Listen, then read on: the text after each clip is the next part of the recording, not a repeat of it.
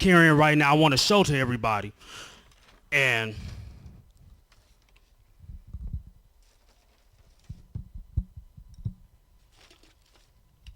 all right, these items I have in my hand.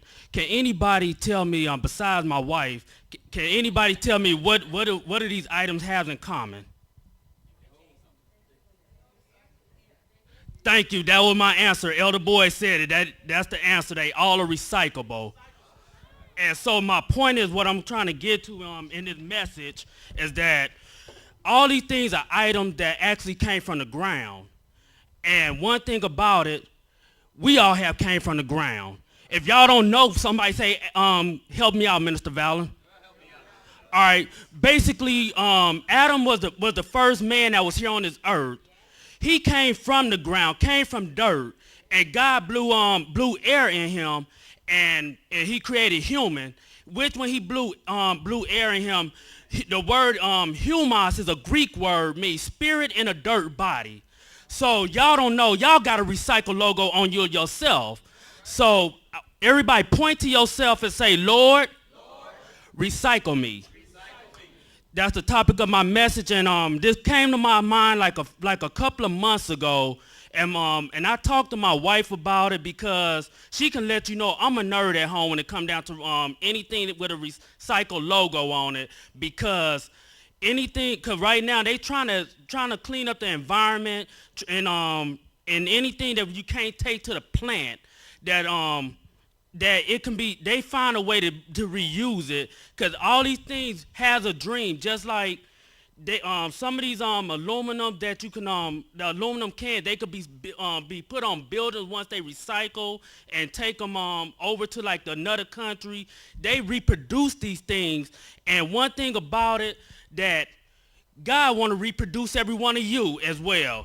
He wants you to be used. And so that's the reason why you're supposed to cast all your cares onto him. Let the Lord recycle you so he can make you a bigger and better person than what you are right now.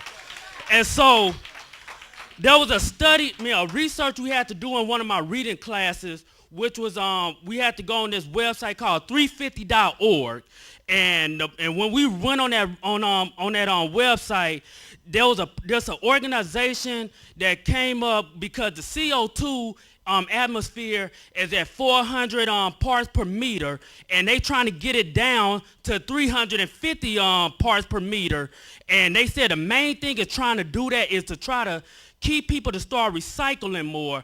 People can start bicycling more, start walking more. More people can start becoming vegans, which I didn't understand about the vegan part, but when I learned in my biology class was that the more you kill animals, the more you pollute the environment. And so they said that's some of the things that they want to happen. So the thing is, as us doing this in a ministry, that there's so much going on, that this world is in so much trouble that the hell gate is opening more, and we should be trying to close the hell gate and open more of the heaven gate, so that we can get more souls inside this on the wind to go to the kingdom of God, because right now it's so corrupted that the devil is busy right now. And it's like, what can we do to try to get the heaven gates to open more and start closing that gap of hell so nobody can be going to hell.